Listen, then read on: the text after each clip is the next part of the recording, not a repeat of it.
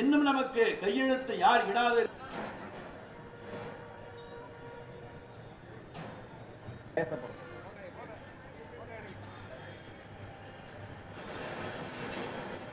சுவாமிஜிகள் மற்றும் விழா தலைவர்கள் அனைவரும்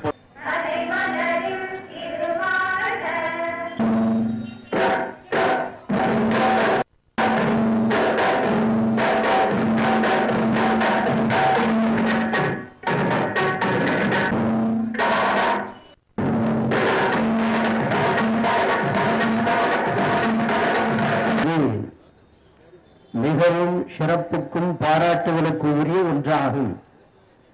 கோமாதாவுக்கும் சிதம்பரத்துக்கும் நிறைய தொடர்பு உண்டு.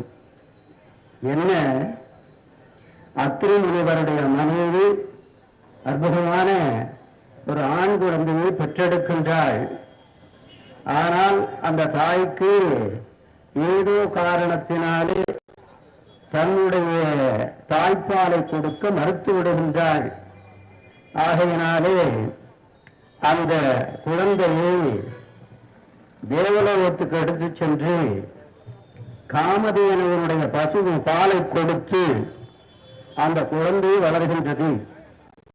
வளர்ந்த குழந்தையை தாயை பார்க்க வேண்டும் என்று அழுகின்ற பொழுது மீண்டும் அந்த குழந்தையை தில்லைக்கு எடுத்து வருகின்றார்கள். அங்கே அம்பலவாணர்கள் திருமுன்பாக கொண்டு வந்து விடுகின்றார்கள். ஆனால் அந்த அத்திரிமுனிவருடைய மனைவி அப்போதும் கால் கொடுக்க விரும்பவில்லை. ஆனால் அந்த குழந்தையோ தாயை பார்த்து அழாமல் அம்பலவான பெருமானை பார்த்து அழுகின்றது. பெருமான் என்ன செய்கின்றார்? உனக்கு பால்தானே வேண்டும் என்று பார்க்கடலையே தோற்று வைக்கின்றார். அதுதான் அத்திரிமுனிவருடைய மகன் உபமன்யு. அதற்காக பார்க்கடலை உண்டாக்கியது. பாலுக்கு பாலகன் வேண்டி எழுதிட பார்க்கடல் ஊர்ந்தபுரான் மாலுக்கு சக்கரம் அன்று அருள் செய்தவன் மன்னிய தில்லைகள் ஆளுக்கும் மந்தனர் வாழ்கின்ற தில்லை சிற்றம்பலமே இடமாக பாலுக்கு நட்டம் பயிலவல்லானுக்கே பல்லாண்டு கூறுதுமே என்று நாளும் ஆறுகால வழிபாட்டிலும் அம்பலவான பெருமானுடைய வருவார் வழிபாட்டின் போது இந்த பஞ்சபுராணம் என்பதை ஓதுவார்கள்.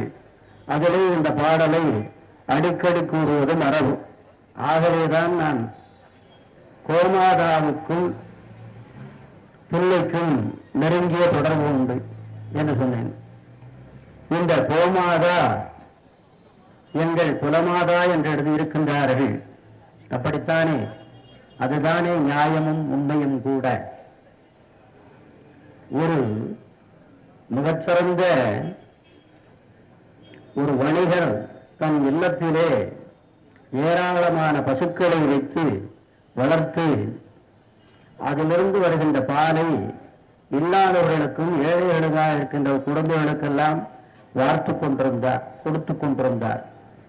காலப்போக்கிலே ஏதோ காரணத்தினாலே பசுவெல்லாம் வேண்டான்னு விட்டுறார். பிறகு அவருடைய நிலையானது படிப்படியாக குறைந்து போகின்றது. காரணம் என்ன?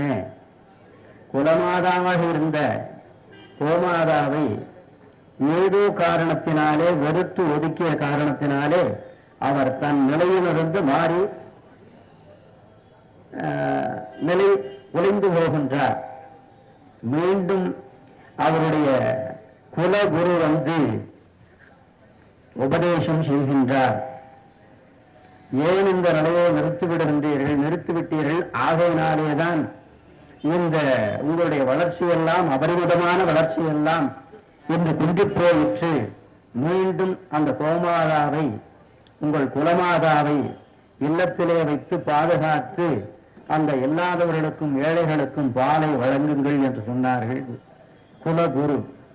மீண்டும் அந்த குடும்பமானது தழைத்தோக்க தொடங்கியது. மீண்டும் பழைய நிலைக்கு வந்தது. காரணம் இது. வாழ்க்கையிலே நான் நேரிலே கண்டு அனுபவித்த ஒரு செய்தி ஆகையினால கதையா சொல்றது. அது உபமன்யு முனிவருடைய செய்தி, கதை, வரலாறு. கதையை வேணாலும் வச்சுக்கலாம். ஆனா நாம் கண்கூடாக கண்டது, குலகுரு வந்து சொன்னது, மீண்டும் அந்த குடும்பம் தழைத்து ஓங்கியது. காமதேனு எப்படி வந்தது? திருப்பார்கடலை அசுரர்களும் முனிவர்களும் கடைந்தார்கள். அப்போது காமதேனு வந்தது. காமதேனு வந்த உடனே தேவேந்திரன் எனக்கு வேணும்னு எடுத்துட்டான். மகாலட்சுமி வந்தான். மகாலட்சுமி திருமால் கூட்டிட்டார். அப்படி ஏராளமான பொருள்களெல்லாம் வந்து நஞ்சு வந்தது. அது எல்லாரும் ஓடினாங்க. அப்ப சிவபெருமான் ஆளாள சுந்தரரை கூப்பிட்டு அந்த நஞ்சை உருட்டிவான்னு சொன்னார். அவர் போய் எடுத்து வந்தார். யாருக்கும் பயன்படாதுன்னு சொல்லிட்டு அந்த நஞ்சை எடுத்து அப்படி பெருமான் போட்டார். பக்கத்தில் இருக்க உமாதேவி என்ன பண்ணினா, ஆழகால நெஞ்சாச்சு, உள்ள போனா என்ன ஆகுமோ ஆண்டவனுக்குன்னு சொல்லி இந்த இடத்துல நெஞ்சு கோயில வச்சு ஒரு அழுத்தினான். அங்கேயே நின்று. அதுதான் நீலகண்டன்கிற பெயர். ஆகையினாலதான் அவ்வை பிராட்டி சொல்லுகின்ற பொழுது போல கூட நீண்ட நாள் வாழ வேண்டும் என்று வாழ்த்துகின்ற பொழுது நீலமாமணிமிடற்று ஒருவன் போல மன்மிக பெருமை நீ. 12 ஆண்டுகளுக்கு ஒரு முறை பழுக்கக்கூடிய அந்த நெல்லிக்கனி அதிகமான நெடுமானஞ்சிக்கு கிடைத்தது. அந்த கிடைத்தற்கு பிறகு அறிய அந்த நெல்லிக்கனியை பெற்ற அந்த வள்ளல் அதிகமாக அவ்வை பிராட்டி பாடினால் ஏராளமான அரசர்களை பாடுவார் என்ற காரணத்தினால அந்த